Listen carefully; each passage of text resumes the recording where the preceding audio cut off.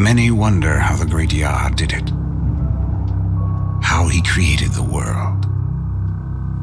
Like all great things, it began with the seed of an idea. It did not take Yah long to grow the seed he put in the clouds, to make it become so much more than just an idea. To make a city of islands with a mighty tree that could bring life and shade to all of Yah's creations. Creations like the Lego spheres that gave the tree life and sustained it, or the rivers that flowed from the tree to other islands Yah had not yet created. All great artists like to look at their masterpiece after they've finished, to marvel at it, to enjoy it. And Yah did this and saw that it was very good. And like all great artists, one good idea always leads to more. In Light City, on the top island of Zioden, Yah created from the deep river a number of creatures that he called the Chozak. And then he put them to work.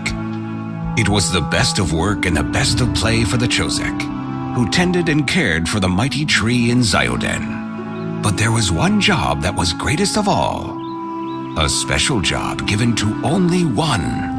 Malak was given the ability to travel throughout the tree, making certain that all parts of it were growing in beauty.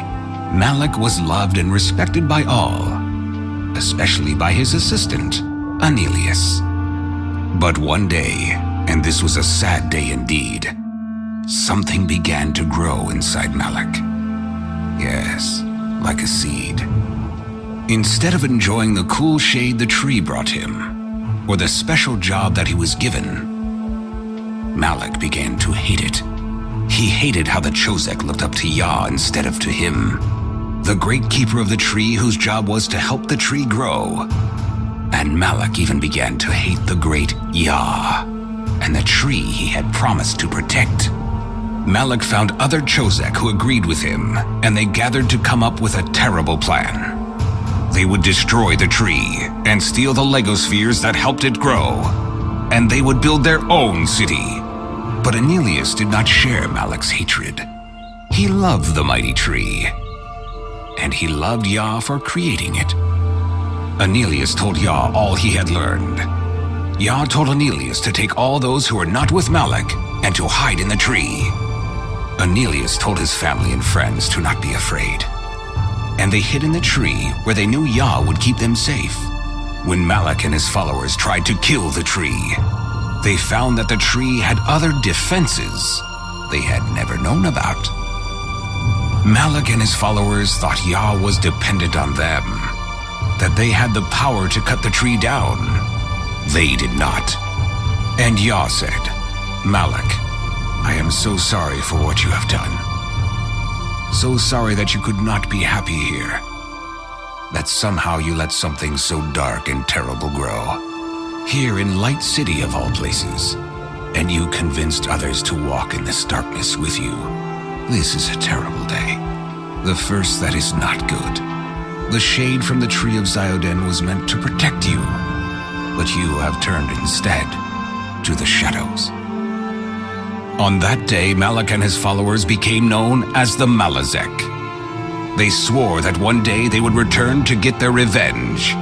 When Anelius and those that served Yah and cared for the tree saw what had happened, they were grateful for Yah's protection. Now they would guard the tree and all of Zioden, watching for Malak and his followers, ready for any attack. With Yah on their side, Anelius and the other Chozak knew there was nothing to fear. Did you know that in the beginning, God created the heavens and the earth? Let there be light. Let there be a space between the waters. Let the land sprout with vegetation. Let lights appear in the sky. Let the waters swarm with fish, and the sky with birds. Let the earth produce every animal, and let us make human beings.